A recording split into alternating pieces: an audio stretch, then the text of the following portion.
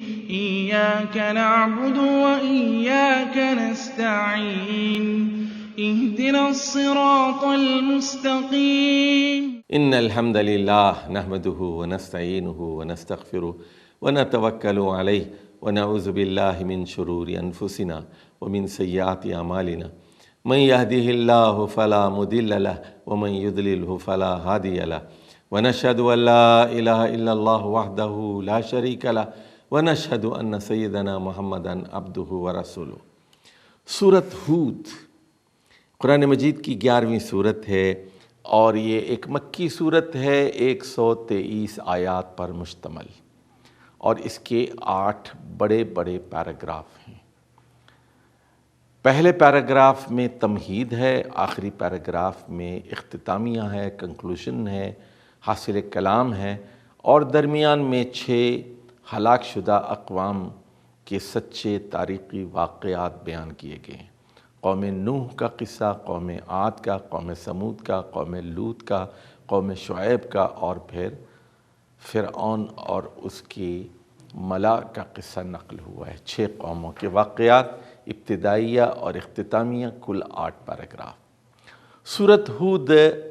مکے میں آخری 3 سالوں کے اندر نازل ہونے والی صورتوں میں سے ایک صورت ہے، اور غالباً سورہ یونس جو اس سے پہلے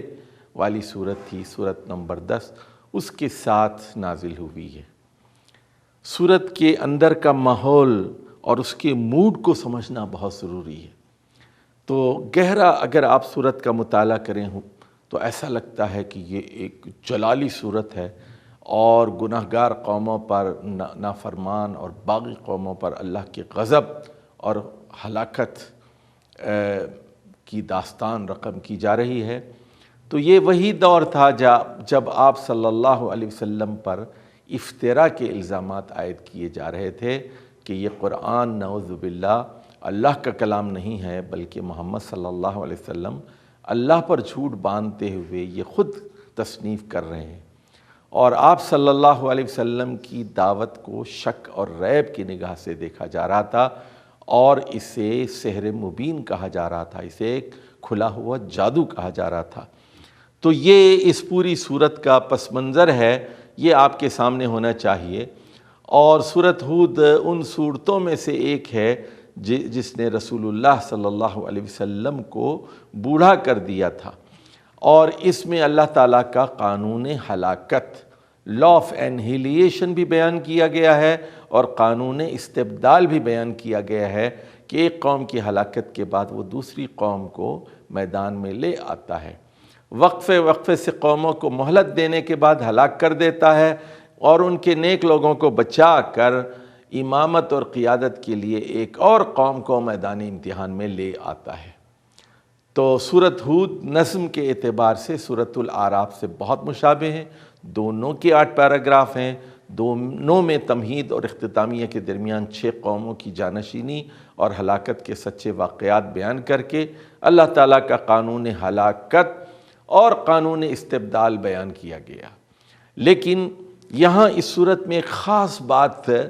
آپ نوٹ کریں گے، اور وہ یہ ہے کہ مختلف پیغمبروں کی زبان سے مختلف قوموں کو توبہ اور استغفار کی دعوت دی گئی ہے تاکہ وہ اللہ تعالیٰ کے غضب سے بچ سکیں۔ اس صورت کے فضائل میں جامع ترمذی کے اندر ایک حدیث نقل ہوئی ہے، رسول اللہ صلی اللہ علیہ وسلم نے فرمایا، شیبتنی ہود والواقعۃ والمرسلات وعما یتساءلون واذا الشمس کورت۔ تو آپ صلی اللہ علیہ وسلم نے 4 صورتوں کا ذکر کیا، 5 صورتوں کا ذکر کیا، سورہ ہود، سورہ واقعہ، سورہ مرسلات، عما یتساءلون یعنی سورہ نبا، اور اذا الشمس کورت یعنی سورۃ التکویر۔ چونکہ ان صورتوں میں قیامت کے واقعات بیان کیے گئے ہیں، ہلاکت کا تذکرہ ہے، اس لیے کہا کہ ان صورتوں نے مجھے بوڑھا کر دیا ہے۔ تو اس سے معلوم ہوتا ہے کہ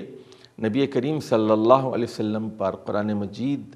کے کیا اثرات مرتب ہوتے تھے، اور ہم پر کیا اثرات مرتب ہونی چاہیے۔ ہم تراویح میں قرآن سنتے ہیں، تلاوت کرتے ہیں، کوئی اثر نہیں ہوتا۔ تو اس جلال کی کیفیت کو، اس غضب کی کیفیت کو اور اللہ کے عذاب کی کیفیت کو ہم محسوس نہیں کر پاتے۔ اس کی وجہ یہی ہے، ایک تو یہ کہ ہم عربی زبان کو نہیں سمجھنے کی کوشش کرتے، عربی زبان سیکھنے کی کوشش نہیں کرتے۔ دوسری چیز یہ کہ ہم ایک زندہ کتاب کی حیثیت سے اس کا مطالعہ نہیں کرتے۔ اب آ جائیے، پچھلی صورت میں توحید، آخرت اور رسالت کا ذکر تھا اور اتمام حجت تھی جو ان بنیادی عقائد کو مسترد کرتے ہیں، اور یہاں یہ بات بتائی گئی ہے اللہ تعالیٰ برے لوگوں کو ہلاک کر کے نیک لوگوں کو بچا لیتا ہے۔ پچھلی صورت میں بھی یہ بات بتائی گئی تھی کہ قرآن مجید شک سے پاک رب العالمین کا کلام ہے، اور مشرکین مکہ سے کہا گیا تھا کہ وہ شک کی بیماری میں مبتلا ہیں، اور شک میں گرفتار لوگوں کو دلیل پیش کی گئی تھی کہ انسانوں کو موت دینے والا وہی معبود ہو سکتا ہے جس نے انہیں پیدا کیا ہے۔ اور یہاں بھی آپ دیکھیں گے کہ قوم سمود بھی شک میں مبتلا تھی اور قوم فرعون بھی شک میں مبتلا تھی۔ تو یہ وہ ماحول تھا جس میں یہ صورت نازل ہوئی ہے کہ قریش مکہ سے بھی کہا گیا کہ تمہارے رویے بھی شک کے سلسلے میں قوم سمود اور قوم فرعون سے ملتے جلتے ہیں۔ اور افتراء کے جواب میں کہ نبی کریم صلی اللہ علیہ وسلم نے اس قرآن کو گھڑ لیا ہے، یہ چیلنج کیا گیا کہ اس جیسی صرف ایک ہی صورت تصنیف کر کے سامنے لے آؤ۔ آیت نمبر 38 میں إياك نعبد وإياك نستعين اهدنا الصراط المستقيم